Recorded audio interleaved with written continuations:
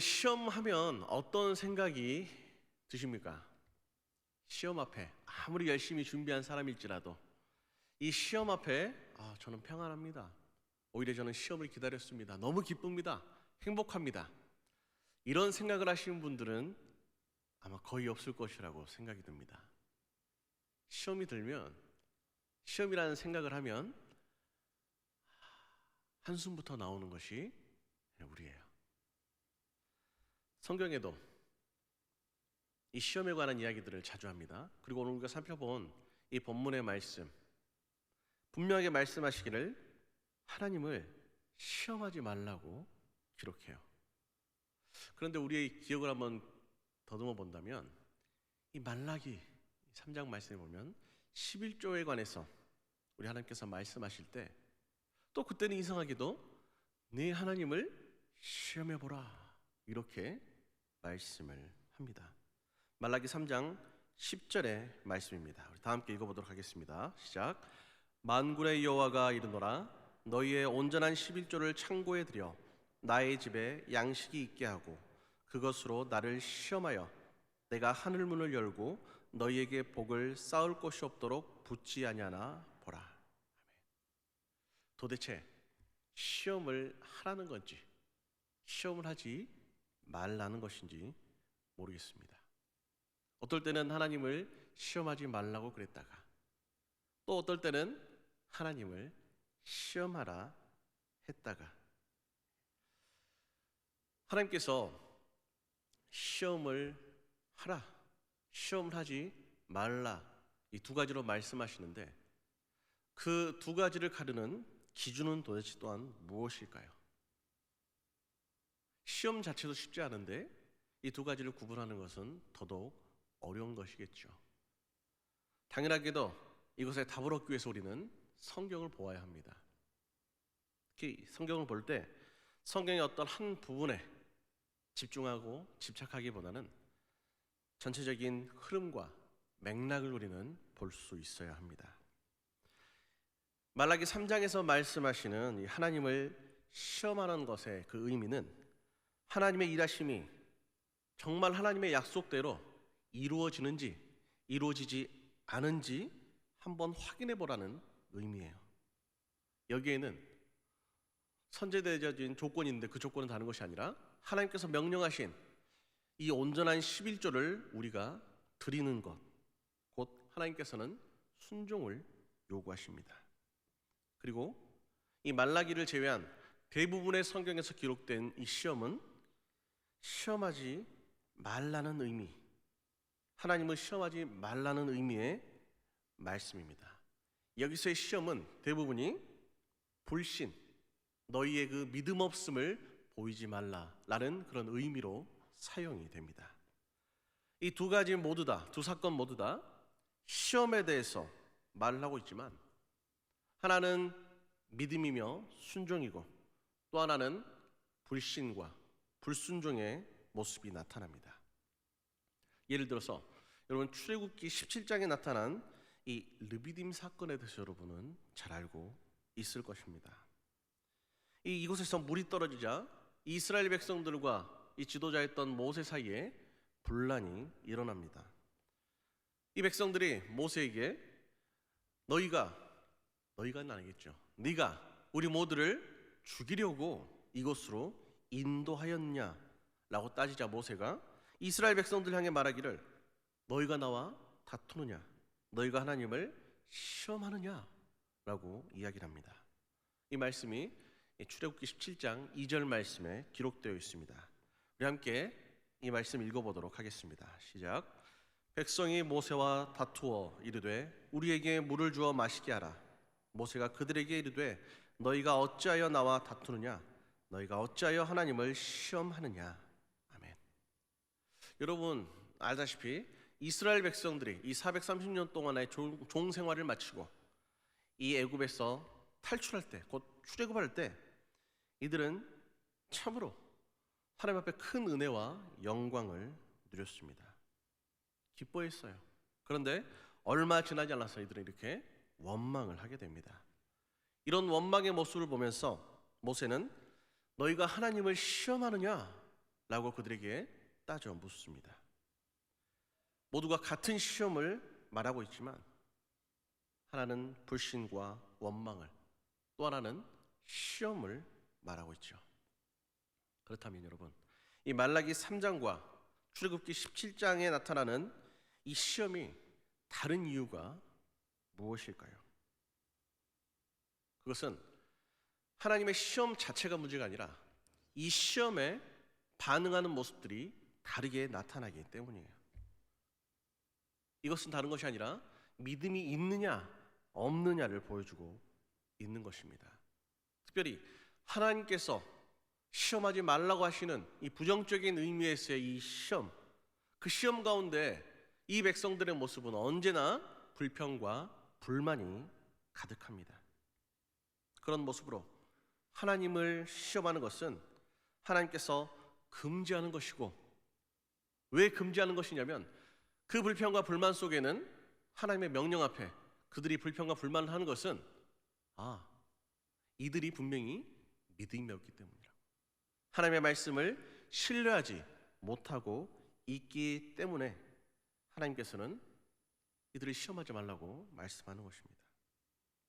그런데 여러분, 만약 이 르비딤 사건에서 하나님께서 원하시는 이 모든 요구 가운데 이 백성들이 불평과 불만이 아니라 순종함으로 긍정적인 의미에서 하나님을 시험한다면 이들이 어떤 모습을 보였을까요? 아마 이랬을 거예요. 열심으로 노력해서 이 르비딤에 도착했습니다. 하나님의 은혜가 가득할 것이라고 생각했는데 이들의 생각과는 달리 물이 없었어요. 그런데 이들이 참으로 하나님을 신뢰하는 그런 믿음이 있었다면 그들이 이 상황을 마주쳤을 때 모세 앞에, 하나님 앞에 불평과 불만으로 따져 묻는 것이 아니라, 그래, 비록 지금은 당장 물이 없지만 나를 구원하신, 나를 인도하신 이 하나님께서 분명히 내게 은혜 베풀어 주실 것이라는 믿음이 우리에겐 있으니 비록 힘들지라도 어려울지라도 이 르비딤을 지나서 하나님께서 명령하시는 그 약속의 땅으로 우리가 전진해 보자고, 그런 아름다운 모습이 분명히 나타났을 것입니다. 여러분, 시험이라는 것의 특징은 그거예요. 당락이 결정되잖아요. 곧 성공이냐 실패냐, 이 시험에는 이 두 가지 결과가 있어요. 이러한 특징이 시험에 있듯이 성경에서도 하나님을 시험하는 것도 마찬가지입니다. 같은 시험이지만 하나는 불순종, 불만, 또 한 가지는 순종, 이렇게 두 가지 측면으로 나타납니다. 곧 여러분, 시험이라는 것은 순종을 기반으로 하는, 믿음을 기반으로 하는 긍정적인 모습과 불신과 불평이라는 그런 부정적인 모습 모두를 다 가지고 있다는 것을 우리는 알 수 있습니다. 이해가 되시죠, 여러분? 이를 보자면 여러분, 저와 여러분들이 살아가면서 겪게 되는 그 모든 시험에 어쩌면 우리가 어떻게 반응하냐에 따라 이것은 하나님께서 원하시는 긍정적인 의미에서의 시험이 될 수도 있고, 하나님께서 하지 말라 명령하시는 부정적인 의미에서의 시험이 될 수도 있는 것이죠. 긍정적인 의미에서 하나님을 시험한다는 것은 지금 내게 닥친 모든 상황과 현실들이 이해되지 않고 불편하지만 그럼에도 불구하고 믿음을 가지고 하나님의 뜻에 따라, 하나님의 뜻을 향하여 한 걸음씩 전진하는 그런 순종을 의미하죠. 그런데 그런 상황 속에서 하나님을 탓하고 하나님의 뜻대로 행하기를 거부한다면 그것은 부정적인 의미에서 하나님께서 하지 말라고 말씀하셨던 그런 의미에서 하나님을 시험하는 것이 됩니다. 이같이 여러분, 시험의 두 측면을 우리가 이해하고 나서 오늘 우리가 함께 살펴본 이 본문의 말씀을 우리는 바라보아야 합니다. 여러분들, 이 예수님의 시험에 대해서 잘 아시죠? 예수님의 시험은 여러분 몇 가지입니까? 여러분 몇 가지예요? 몇 가지예요? 맞아요, 여러분. 세 가지예요. 어떻게 하셨어요? 누가 가르쳐 준 것처럼 손가락으로 개수를 헤아려 준 것처럼 잘하셨습니다. 예수님의 여러분 시험은 세 가지예요. 첫 번째 시험 여러분 혹시 기억하십니까? 돌을 들어 떡이 되라. 두 번째 시험이 바로 오늘 본문의 말씀처럼 성전 꼭대기에서 뛰어내려 보아라. 마지막 세 번째 시험은 뭔가요? 마귀에게 절을 하면 세상을 다 주겠노라. 이 세 가지 시험이었습니다.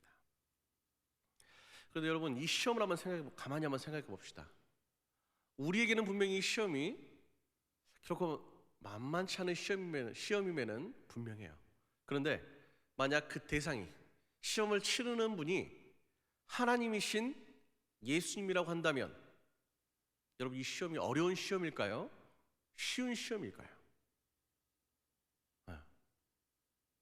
어려운 시험일까요? 쉬운 시험일까요?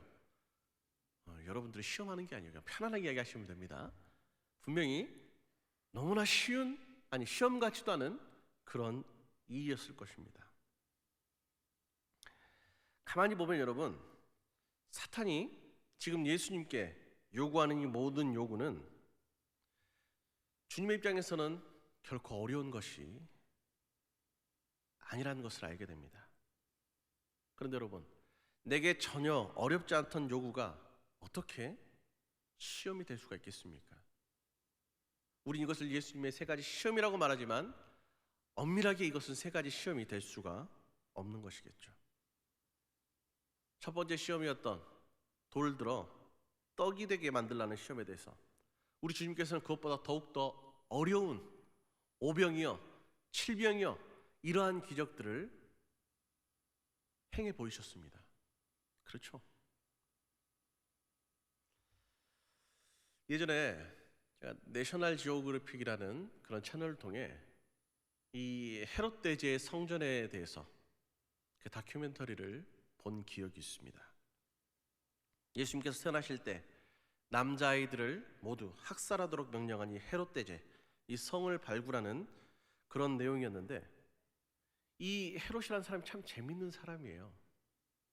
평생을 어떤 뭐랄까요, 본인 출생의 그런 한계, 굉장히 좀 컴플렉스를 가지고 살아갔던 그런 인물이었고, 그러기 위해 자기를 돋보이려고 지독스럽게도 집착했던 인물이었습니다.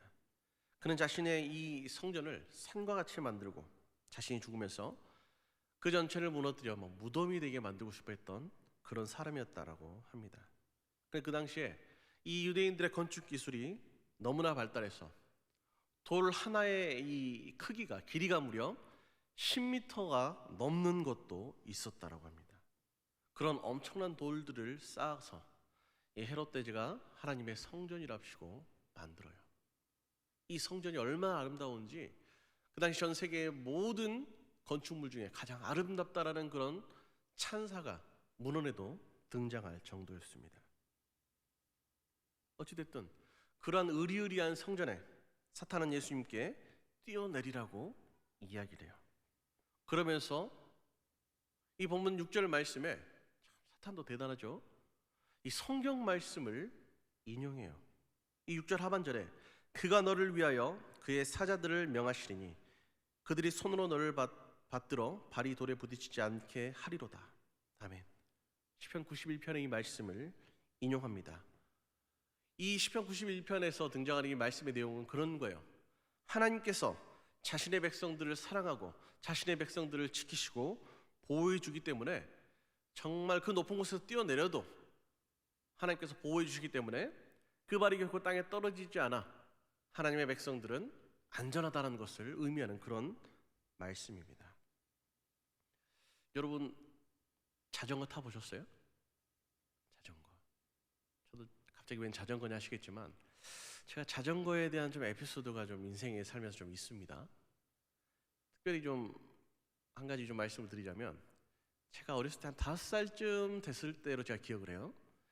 그 당시에 이제 저희 동네에 그 당시에 제가 세발 자전거를 탔었거든요. 세발 자전거 누가 제일 빠른지 이 남자애들끼리 이 시합이 한번 있었습니다. 그래서 이제 우리끼리 한 몇 명이서 세발 자전거, 비록 지금 생각하면 너무 웃기지만 그 어떤 이 레이싱 못지않은 긴장감이 그 당시에 있었어요. 세발 자전거를 딱 놓고 이제 출발하는데 제가 잠깐 딴 생각을 하는 사이 애들이 출발한 거예요. 그래서 막 뒤를 쫓아가다가 아무래도 질 것 같아서 앞에 쫓아가는 아이의 그 세발 자전거 뒤에 보면 뒤에 앉는 자리가 이 쇠 이런 걸로 쭉 이렇게 마감 처리가 돼 있잖아요. 등받이처럼. 도저히 이제 못 쫓아갈 것 같으니까 그걸 제가 이렇게 잡았어요. 뒤에 그걸 잡고 나서 끌어당기고 제가 먼저 가고 싶어가지고 제가 좀 야곱 같은 기질이 있었던 것 같아요. 지기 싫어해서. 물론 지금은 여러분 하나님을 만나 변화돼서 그런 마음이 많이 없어졌습니다만 어찌됐든 그 당시에 그랬어요. 잡고 이제 이기려고 힘을 딱 주는 순간 돌부리에 툭 걸려서 제가 붕 떠버렸어요. 그래서 툭 넘어지면서 턱을 깼는데 하필이면 그 자리가 왜 예전에는 요즘은 하수구가 여러분 맨홀 뚜껑이 잘 돼 있잖아요. 꼭 그 불판처럼 돌판처럼 납작하게 잘 안전하게 돼 있는데 그 당시에는 왜 이렇게 빗살처럼 여러분 아시죠? 그렇게 돼 있는 거였어요. 그 뾰족한 부분에 턱이 찍혀서 이게 터져서 응급실에 실려가서 꼬맸던 기억이 있어요. 그래서 여러분 하나님의 작품과 같은 이 제가 유일하게 이 흠이 생겼어요. 비웃으셔도 할 수 없습니다, 여러분. 아무튼 제가 그 이야기를 해드리려는 이유는 그 세발 자전거 그게 주가 아니라 이제 그러고 나서 보니까 제가 이제 다른 아이들보다 조금 이 자전거에 대한 뭔가 이 트라우마 비슷한 게 있기 때문에 이 두발 자전거를 이제 배워야 되잖아요. 이 두발 자전거를 조금 늦게 배웠어요. 보통은 애들이 초등학교 들어가면 배우는데 저는 한 2학년, 3학년 넘어가는 그때쯤에 이제 애들 다 타니까 창피하잖아요. 보조바퀴가 달리는 그 4발 자전거를 타기가 창피하잖아요. 그래서 이 자전거를 배우는데 제가 이제 할머니 댁에서 이제 자전거를 배웠어요. 제 할머니 댁이 약간 이 언덕진 곳에 꼭대기에 있어요. 그래서 내리막길에 이제 자전거를 저희 아버님이 가르쳐 주신다고 자전거를 타보라고 하고 뒤에서 이제 잡아주잖아요. 자, 아빠가 잡아줄 테니까 아빠를 믿고 한번 타보라고. 근데 여러분 아시다시피 자, 아빠 잡고 있어? 물어보면 잡고 있대요. 근데 뭔가 허전해서 보면 아빠는 그 손을 잡고 있을까요? 놓고 저기 위에서 손을 흔들고 있을까요? 저 위에서 손을 흔들고 있더라고요. 그래서 그런지 제가 그걸 쳐다보느라고 또 가다가 이 벽에 부딪혀서 넘어졌어요, 여러분. 그런 아픈 기억이 있습니다. 우리가 누구든지 인생에서 맛보는 가장 첫 번째 배신 대부분이 자전거예요, 여러분. 자전거에서 나타나요. 끝까지 잡아줄 줄 알았던 아빠가, 끝까지 잡아줄 줄 알았던 엄마가 세상에 자전거를 놓다니 우리는 인생의 쓴맛을 그때 깨닫게 되는 것이죠. 그런데 여러분 한번 생각해 봅시다. 이 자전거를 배우는 과정에서 이 아버지가 이 처음에 자전거를 타라고 이렇게 막 유혹을 하죠. 아빠가 잡아줄게. 할 수 있어. 분명히 아이들이 이 아빠가 손을 놓을 것이라는 것을 알고 있을 거예요. 왜냐하면 너무 많이 그런 장면들을 봤기 때문에. 근데도 불구하고 이 어린 아이들이 그 자전거에 오를 수 있는 이유는 다른 것이 아니잖아요. 아빠를 믿기 때문에, 엄마를 믿기 때문에, 신뢰하기 때문에 이 자전거를 탈 수가 있는 것이죠. 만약에 그 어떤 누구도 잡아주지 않는다라고 한다면 이 아이는 자전거에 쉽게 이 몸을 맡길 수가 없을 것입니다. 아이의 입장에서는 이 아빠가 자전거를 잡아주자 넘어지지 않게 할 것이기 때문에, 그런 확신이, 믿음이 있기 때문에 자전거를 타는 것이죠. 이처럼 하나님께서도 잡아주신다라는 그런 전제를 가지고 있기에 예수님께서 이 성전에서 몸을 던진다라는 것조차 생각해 보면 그렇게 어려운 일은 아니었을 것이라는 것을 우리는 짐작해 볼 수 있습니다. 어쩌면 너무나도 이 당연한 것들을 시험이랍시고 예수님을 충동하는 사탄이 아닌지 생각해 봅니다. 그래서 우리가 시험을 당할 때 반드시 기억해야 할 것 중에 한 가지는 바로 여기에 있어요. 사탄은, 마귀는 우리에게 시험으로 도전할 때 너무도 어려운 것으로, 거의 불가능한 것으로 그렇게 시험을 행하는 것이 아니라 너무도 당연한 것으로, 우리가 쉽게 할 수 있는 것으로 찾아온다라는 것입니다. 만약 여러분 마귀가 너무도 어려운 것으로 우리를 시험한다면 우리는 어떻게 하겠습니까? 긴장하고, 그래서 정신을 바짝 차리고 어떻게든 이것을 하고자 준비하고 또 준비하고 노력하고 또 노력하니 우리가 실수를 할 확률이 점점 적어지겠죠. 사탄의 입장에서는 그게 여러분 믿지는 장사라는 거예요. 그래서 그런지 이 스크루테이프 편지라는 이 책에는 사탄의 유혹에 대해서 이렇게 설명을 해요. 사탄의 유혹은 다른 것이 아니라 우리가 정말 거의 알아차리지 못할 정도로 아주 작은 바늘, 그 바늘로 우리를 찌르는 것과 같다라고 표현을 하는 것이죠. 시험은 이렇든 여러분 아주 작은 것에서부터 찾아옵니다. 어려운 것이 아니라 내가 쉽게 할 수 있는 것으로, 당연한 것들로 시험은 시작이 되는 것이죠. 그렇게 우리는 이 작은 것에 민감할 수 있어야 합니다. 작은 것, 곧 내가 할 수 있는 것을 점검하고 너무나 당연하고 일상적인 그런 쉬운 것부터 우리는 날마다 신중하게 감당해야만 하겠죠. 오늘 우리가 함께 살펴본 이 본문의 말씀, 그 주님을 향한 이 세 가지 도전 중에 이 두 번째 도전에서 사탄이 인용한 성경 구절을 제가 시편 91편이라고 말씀하셨습니다.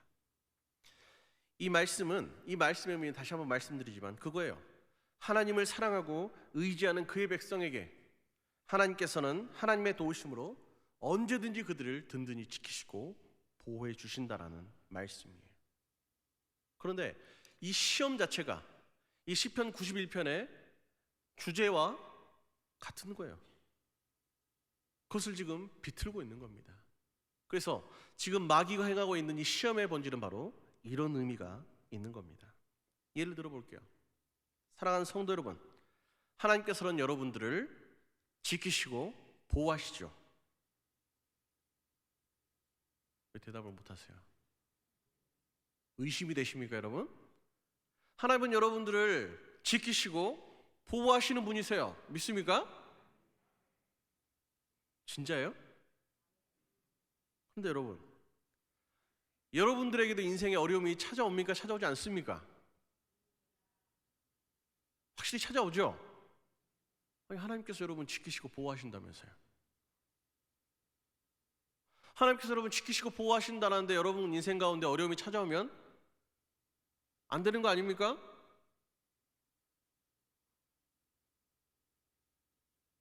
어쩌면 이전까지는 하나님께서 여러분들을 지키시고 보호하셨는데 지금은 하나님께서 여러분들을 지키시거나 보호하시지 않는 것 같습니다.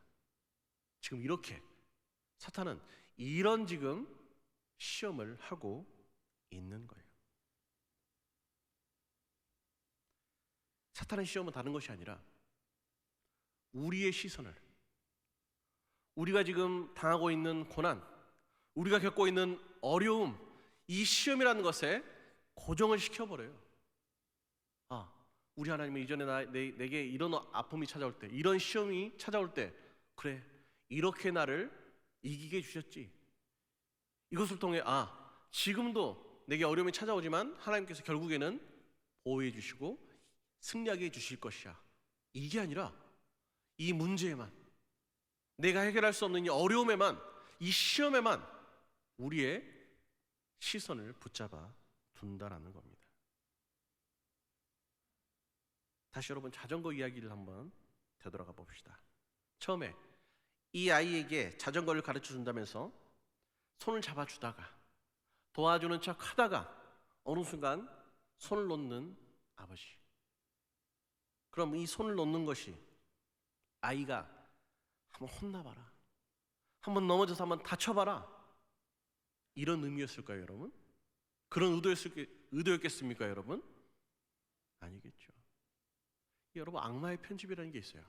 본인이 원하는 대로 어떤 사람의 이 말이나 행실을 편집해서 이 사람의 의도를 정말 나쁜 것으로 만들기 위해서 하는 것처럼, 정말 이 아버지가 잡아줄게 말하고 손을 탁 놓는 장면만 여러분 편집해서 여러분들에게 보여준다면, 그 장면만을 본다면 우리는 오해할 수 있어요.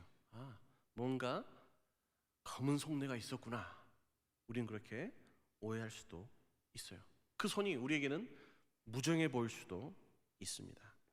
그런데 사실 그것은 아이가 혼자서 자전거를 잘 탈 수 있도록 도와주는 도움이었잖아요.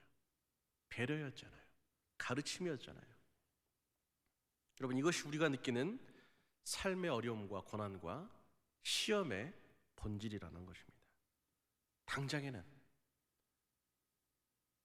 이 하나님의 도우심이 없다라고 느끼시겠지만, 삶의 이 모든 것들을 전체적으로 바라볼 때 그 어려움과 아픔을 통해 내가 자라날 수 있고, 또 이후에 하나님 이 고난을 통해 더 큰 은혜를 베풀어 주신다는 것, 그렇기 때문에 내가 지금 당하고 있는 고난과 시험은 오히려 기회가 된다는 것을 우리는 깨닫게 되는 것이죠. 이 사역을 하다 보면 여러분, 이 장래를 많이 짐리하게 되죠. 그러면서 인생의 여러 가지 모습들을 봅니다. 특별히 거의 대부분 이 장래를 짐리하다 보면 이 고인들에 대한 삶의 이 평가를 제가 좋든 싫든 간에 듣게 돼요. 흥미로운 것은 여러분, 그 고인 한 개인의 삶을 그 어떤 누구도 단편적으로 한 가지 사건으로 이 사람은 이런 사람입니다 이렇게 단정 짓지 않는다라는 거예요. 이들의 삶을 수십 년 동안 봐왔던 주변의 가족들, 주변의 친구들이 그 고인의 삶을 보면서 정리를 하는 거예요. 평생 이 사람의 삶을 내가 옆에서 지켜보니 이 사람은 이런 사람이었습니다. 이렇게 말이죠. 그래서 여러분, 한 개인의 인생 여정은 여러분 어떠한 순간으로 인해 결정되는 것은 있을 수가 없는 일이죠. 동일하게 어떠한 사람을 평가할 때 한 가지 모습으로, 한 가지 사건으로 그 사람을 평가하는 것은 정말 어리석은 일입니다. 동일하게 하나님과의 관점, 믿음으로 보았을 때 한 개인에게 있어서 이 하나님이라는 존재는 우리 인생 전체를 통해서 그 하나님의 일하심을 보아야 마땅하죠. 그래서 이제 이 하나님은 나에게 일평생 살아봤더니 이런 하나님이었어라고 우리는 정리할 수 있는 거예요. 그런데 여러분, 사탄과 마귀는 하나님을 그렇게 평가하지 못하게, 하나님을 그렇게 바라보지 못하게 만든다라는 것입니다. 여러분이 살아가면서 하나님의 자녀로서 온전하게 살아가려고 분투하면 분투할수록 이상하게 더 큰 어려움이 찾아와요. 세상이 원하는 대로 대충 좋은 게 좋은 거지 뭐 하고 그렇게 살아가는 삶이 아니라, 어떻게 하면 내가 하나님의 말씀대로 조금 더 가치 있게 온전하게 살아갈 수 있을까를 고민하고 그렇게 살아가면, 그렇게 살아갈수록 이상하게 어려움은 더욱더 커져요. 어쩌면 우리가 겪는 인생이 어렵다고 말하는 것은 바로 이런 것 때문이 아닐까 생각해 봅니다. 우리가 믿음으로 살아가면서 그로 인해 나도 모르게 한 번씩은 낭망할 때가 있어요. 회의감에 빠질 때가 있습니다. 정말 하나님께서 나를 인도하시나? 정말 하나님께서 나를 지키시고 보호하시나? 내가 나름대로 열심히 살려고 하고 신앙도 바르게 하려고 하는데 하나님, 큰 은혜는 바라지 않습니다. 그러나 내게 화는 잊지 말아야 되는 것 아니겠습니까?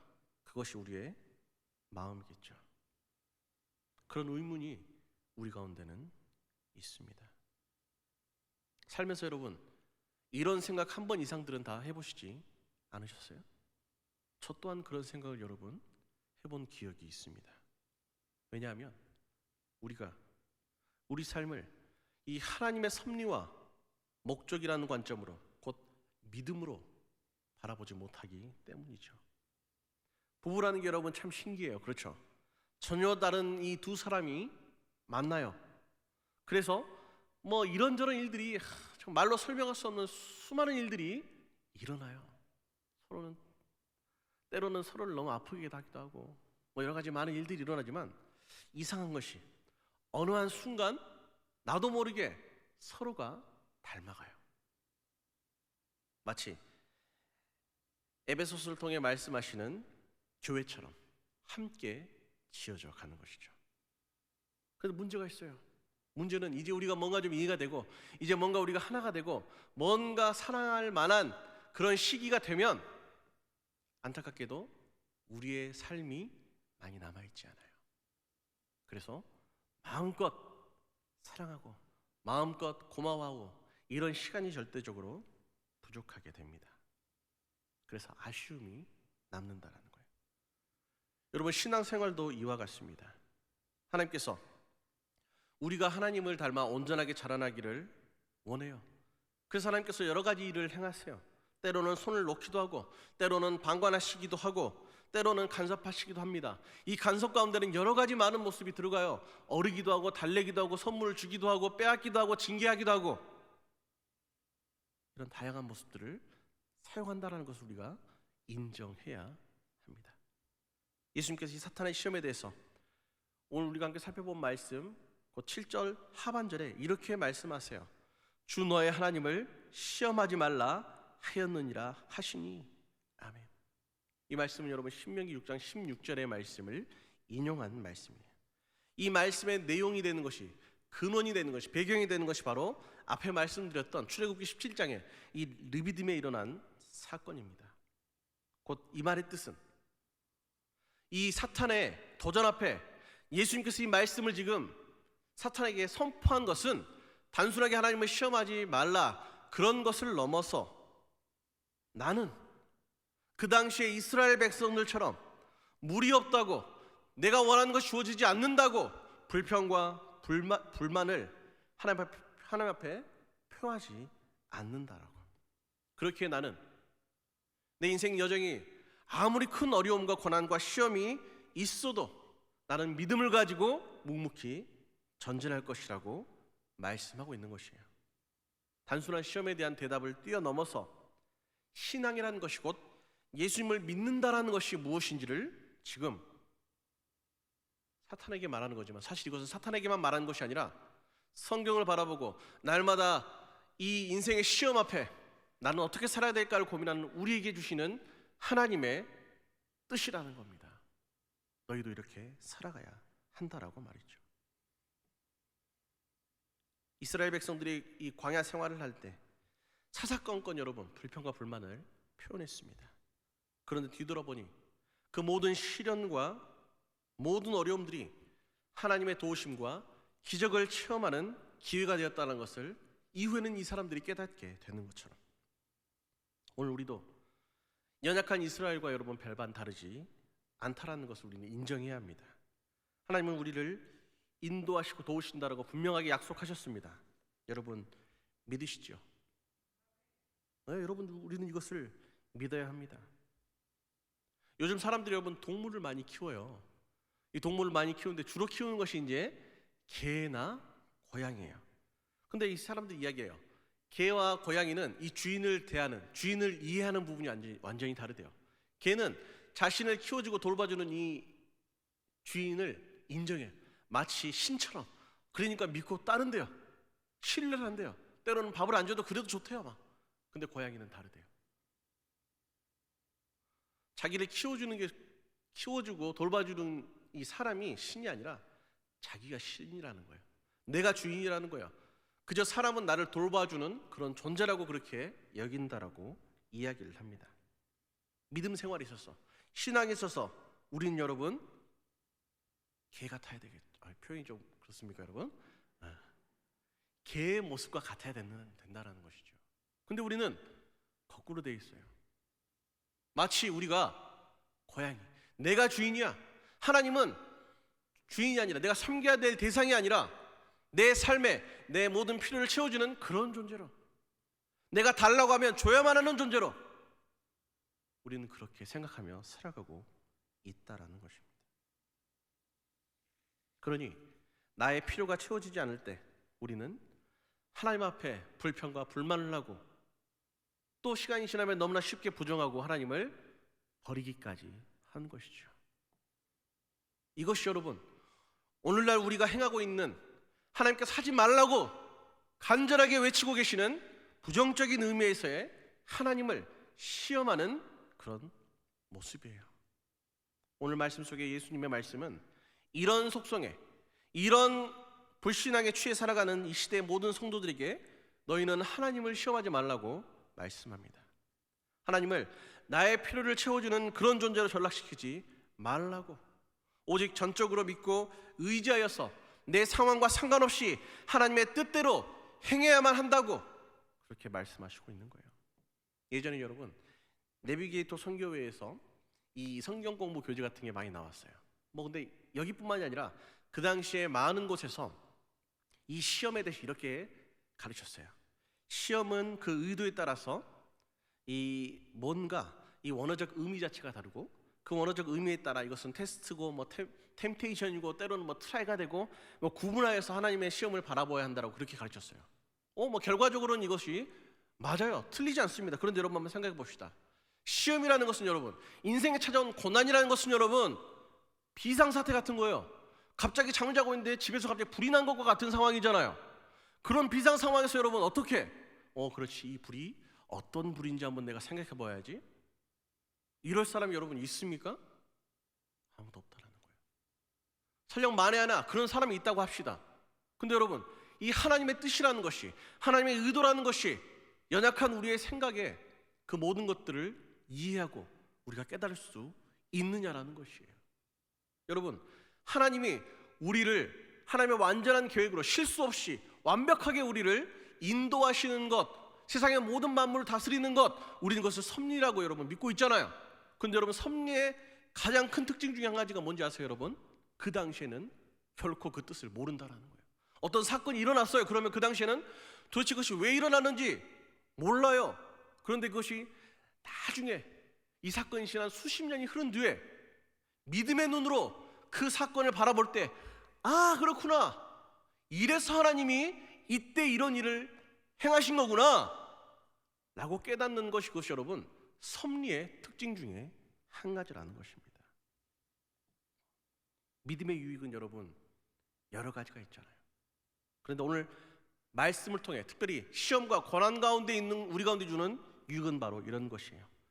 인생을 살아가면서 마주하는 수많은 시험 앞에, 그것이 테스트든지, 그것이 템테이션인지 트라이든지, 그것과 상관없이 어떤 의도를 가진 하나님의 시험일지라도 우리에게 하나님은 어떠한 순간에도 우리에게 좋은 것을 주시는 하나님, 우리를 지키시고 보호하시는 하나님이라는 명확한 믿음이 있다면 그 모든 시험들이 결국에는 하나님의 승리와 은혜와 축복을 누리는 도구가 되게 하는 것, 그것이 여러분 믿음의 유익이라는 사실을 기억하시기 바랍니다.